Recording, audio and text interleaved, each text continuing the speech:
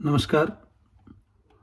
आज हम बात करेंगे भक्ति काल में कृष्ण भक्ति काव्य धारा के सर्व प्रमुख कवि सूरदास और उनके भरमर गीत सार के विषय में। भरमर गीत सार की आरंभिक चर्चा श्रीमद् भागवत कथा में हमें मिलती है। इसके बाद जयदेव और विद्यापति ने भरमर गीत सार पर आंशिक चर्चा की है। सूरदास ने भरमर गीत सार की चर्चा सूरसागर में की है। सूरसागर सूरदास द्वारा विरचित महत्वपूर्ण ग्रंथ है, जिसमें लगभग 5000 पद संकलित रहे हैं और विद्वानों का ये मानना है कि सूरसागर श्रीमद् भागवत कथा का ही रूपांतरण है। संभवतः ये जो मान्यता प्रचलित हुई है, इसके पीछे जो महत्वपूर्ण कारण है वो ये है कि सूरसागर और श्रीमद् भागवत कथा है, इन दोनों रचनाओं में जो स्कंदों की संख्या है वो लगभग बराबर है और दोनों में ही 12-12 स्कंद है। हालांकि हम देखें तो सूरसागर श्रीमद् भागवत कथा का रूपांतरण न होकर श्री कृष्ण और उनका जो जीवन है, उस जीवन से जुड़ी हुई महत्वपूर्ण जो कथाएं हैं, उन कथाओं का संग्रह मात्र हम उसे कह सकते हैं। सूरसागर के 10वें स्कंद में कृष्ण का मथुरा प्रवास तथा गोपियों की विरह दशा का मार्मिक वर्णन मिलता है। आचार्य रामचंद्र शुक्ल ने इसी 10वें स्कंद के लगभग 400 पदों का संकलन भरमर गीत सार के रूप में किया है और आगे चलकर पंडित विश्वनाथ मिश्र ने आचार्य शुक्ल के अनुरूप इसमें कुछ और पदों का संकलन किया, उनका संशोधन किया। श्रीमद् भागवत कथा तथा सूरसागर के पदों में कुछ मुख्य अंतर है और ये अंतर यह है कि श्रीमद् भागवत में जहां भक्ति और ज्ञान दोनों को वरीयता दी गई है, वहीं सूरसागर में ज्ञान की जगह भक्ति को प्रतिष्ठित करने की कोशिश हमें दिखाई देती है। भागवत कथा में गोपियों की विरह कथा का चित्रण है, लेकिन ये चित्रण लगभग आंशिक है, जबकि सूरसागर का 10वां स्कंद विरह की तमाम अंतरदशाओं का अत्यंत कारुणिक चित्र हमारे सामने प्रस्तुत करता है। विद्यापति तथा जयदेव ने भी गोपियों के प्रसंग को उठाने की कोशिश तो की है, लेकिन उनके यहाँ श्रृंगार का संयोग पक्ष है, वही प्रबल रहा है। वियोग पर उनका ध्यान बहुत कम गया है। विद्यापति ने राधा तथा गोपियों के ऐहिक श्रृंगार का ही चित्रण किया है या उसी की प्रमुखता से चर्चा की है। विद्यापति के यहाँ राधा रसवंती के रूप में दिखाई देती है, जबकि सूरदास ने गोपियों तथा राधा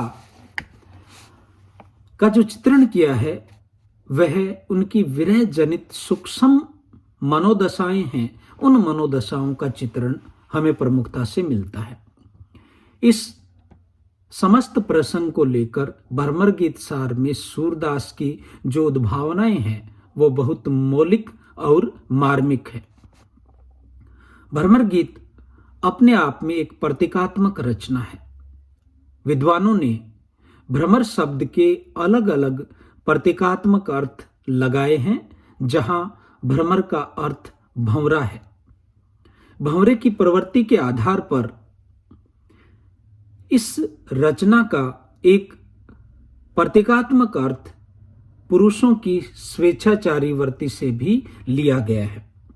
जिस प्रकार भ्रमर एक जगह टिकता नहीं है, रस लेना और उड़ जाना ही उनकी वृत्ति है, सामंती भोग मूलक संस्कृति भी स्वेच्छाचारी संस्कृति रही है, जहां प्रेम का अर्थ मात्र भोग है। कुछ विद्वानों ने माना कि कृष्ण भी इस प्रकार गोपियों के प्रेम का हरण कर उन्हें व्याकुल बनाकर मथुरा प्रवासी हो गए हैं तथा वहां भी कुब्जा से अपना नाता जोड़ लिया। कुछ विद्वानों ने भंवरे के रंग साम्य के आधार पर भी इस रचना के कुछ इतर अर्थ लगाए हैं।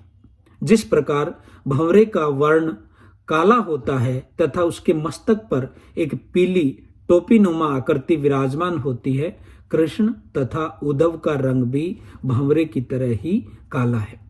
कृष्ण पीतांबर धारण करने वाले थे तो योगी उद्धव भी पीले वस्त्र को धारण करने वाले थे। उद्धव को देखकर ही एक प्रतीक अर्थ यह लिया गया है कि जिस प्रकार भंवरा कमलदल में ही फंसा रहता है, उसी प्रकार उद्धव का ज्ञान योग चक्र साधना तथा कमलदल साधना के ब्रह्मपास के अतिरिक्त कुछ और नहीं था।